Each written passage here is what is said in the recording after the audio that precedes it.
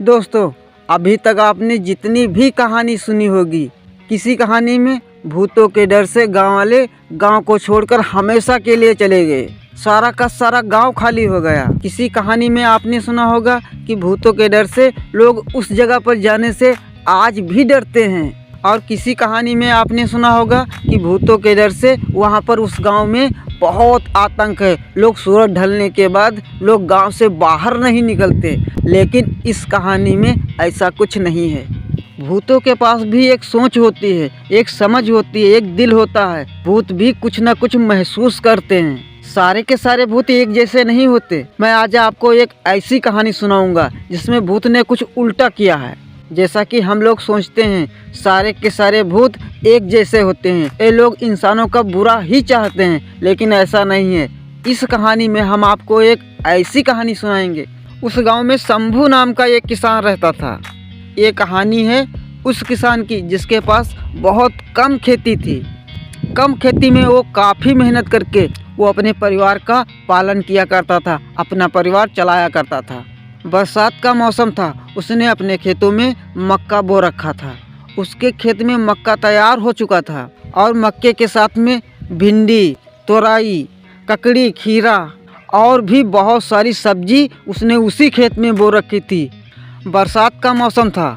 मोटी मोटी लकड़ियों को इकट्ठा करके उसने खेत में एक आट बनाया था, क्योंकि खेत में काम करते करते जब वो थक जाया करता था, उसको आराम करने की ज़रूरत थी, तब वो उसी आट पे जाकर के थोड़ा आराम कर लिया करता था और रात में उसी पर सोता था और अपने खेत की देखभाल किया करता था। एक दिन की बात है, शंभू ने सारा दिन उसी खेत में काम किया, बहुत मेहनत किया। सूरज ढलने लगा, वो अपने घर को चलाया खाना खाने के लिए। तभी जोर जोर से बारिश होने लगी। शंभू ने सोचा कि थोड़ा घर पर आराम कर लेते हैं और बारिश रुकने के बाद हम खेत को चले जाएंगे। बारिश रुकने का नाम ही नहीं ले रही थी। वो घर पर आराम करने लगता है और धीरे धीरे उसको नींद आ जाती है और वो उस रात घर पर ही सो जाता है। और इधर गांव वालों को पता था कि शंभू के खेत में भिंडी, तोरई और भी बहुत सारी सब्जी लगी है। गांव के दो लोगों ने सोचा आज तो बरसात हो रही है, शायद शंभू खेत पर नहीं जाएगा, तो चलिए आज हम लोग उसके खेत को जाते हैं और वहाँ से सब्जी और भी बहुत सारी चीज़ को हम तोड़ कर ले आएंगे। वो शायद घर पर ही लेटा होगा, वो खेत को बरसात में नहीं गया होगा। ये सोचकर गांव के दो लोग उसके खेत को चले जाते हैं। शंभू यहाँ घर पर सोया था और वहाँ पर दो लोगों ने खेत पर अपना काम कर रहे थे। उन दो लोगों ने शंभू का बहुत बड़ा नुकसान किया। उसने बहुत सारा सब्जी तोड़ी, भुट्टे तोड़े। ये सब करने के बाद उन दोनों लोगों ने सोचा कि चलिए अब हम थोड़ा ककड़ी और खीरे को खा लेते हैं, फिर इसके बाद ये सब पूरा सामान उठाएंगे और निकल जाएंगे। उन दोनों लोगों ने उसी आट पर, जिस आट पर शंभू सोया करता था, आराम किया करता था, और वहाँ पर बहुत सारी ककड़ी, खीरे उसी आट पर रख लिए और उन दोनों लोगों ने उसको खाना शुरू कर दिया। बरसात हो रही थी, तेज हवाएं चल रही थी, बिजली चमक रही थी। जब आट पर उन दोनों लोगों ने ककड़ी को खाना शुरू कर दिया, फिर क्या हुआ? जिस आट पर वो दो लोग बैठे थे वो आट बहुत ऊंचा था, काफ़ी दूर तक दिखाई दे रहा था। तभी अचानक बिजली चमकी और उसमें से एक की नज़र सामने गई। उसको लगा कि कोई हमारी तरफ आ रहा है, लगभग 100 मीटर की दूरी पर। उसने अपने साथी से कहा, भाई देखो सामने कोई आ रहा है। फिर जब दोबारा बिजली चमकी तब दोनों ने देखा कि कोई हमारी तरफ आ रहा है। वो दोनों आट पर से कूद लेते हैं और उनको लगता शायद शंभू आ रहा है। उन दोनों ने सोचा कि ये शायद खेत का मालिक शंभू आ रहा है, तो चलिए अब निकल चलते हैं। लेकिन वो शंभू नहीं था, वो एक भूत था, एक आत्मा थी। इसलिए जो शंभू के खेत में जो भी नुकसान किया था, जो भी बोरी में भर कर रखा था, सारा का सारा वहीं पर छोड़ दिया और उन दोनों ने भागना शुरू कर दिया।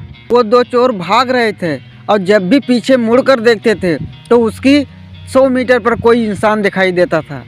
उन दोनों चोरों को पता था कि शंभू है, खेत का मालिक है, लेकिन हकीकत में वो भूत था, एक आत्मा थी। वो जितना भागते, जितनी तेज भागते, जब भी वो पीछे मुड़कर देखते तो उसे शंभू जरूर दिखाई देता। उन दोनों लोगों को ये महसूस हुआ कि शायद ये शंभू है और शंभू ने हमको पहचान लिया है, इसलिए ये हमारा पीछा कर रहा है। काफ़ी दूर निकल गए। बरसात हो रही थी, चारों तरफ पानी था, भागना भी मुश्किल था। वो इधर उधर करके गांव को वापस चले आए और शंभू के खेत में जो भी नुकसान किया था, जो भी तोड़ कर रखा था, वो वहीं का वहीं रह गया।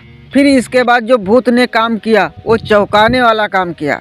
उन दोनों चोरों को घुमा फिराकर वापस गांव में ले आया। फिर वो भूत शंभू के द्वारे पर जाता है और आवाज़ लगाने लगता है, शंभू यहाँ क्यों सोए हो, खेत को जाओ। ये आवाज़ उसने कई बार लगाई और ये आवाज़ किसी को सुनाई नहीं दे रही थी, सिर्फ और सिर्फ शंभू के ही कानों तक धीरे धीरे जा रही थी, क्योंकि वो सो रहा था। तो उसे हल्की आवाज़ सुनाई दी कि किसी ने द्वारे पर आवाज़ दे रहा, शंभू खेत को जाओ। वो पूरी तरह से जग गया और सोचने लगा, शायद मैं सपना देख रहा था, सपने में हमें कोई आवाज़ दे रहा है, शंभू खेत को जाओ। तो चलिए हम खेत को चलते हैं। उसने डंडा उठाया और टॉर्च लिया और खेत की तरफ चल दिया। खेत में जाकर देखता है सारी की सारी फसल बर्बाद कर दी लोगों ने, सारे के सारे भुट्टे सब्जी सब तोड़ डाले। फिर वो आट के पास जाता है जहाँ पर वो आराम किया करता था। वहाँ पर जाकर देखता है तो चोरों ने तोड़ा तो था, लेकिन वो ले नहीं जा सके। वो सारा का सारा सामान वहीं पर पड़ा था। शंभू उस सामान को अच्छी तरह से रख देता है और सुबह उस सामान को उठाकर घर ले आता है। हर इंसान, हर जानवर, हर आत्मा, हर भूत एक जैसे नहीं होते। जैसे दुनिया में कई तरह के इंसान होते हैं, कई सोच के इंसान होते हैं, ऐसे ही जानवर कई तरह के होते हैं, ऐसे ही भूत और आत्मा भी अलग अलग होती है। सबकी सोच अलग होती है, समझ अलग होती है।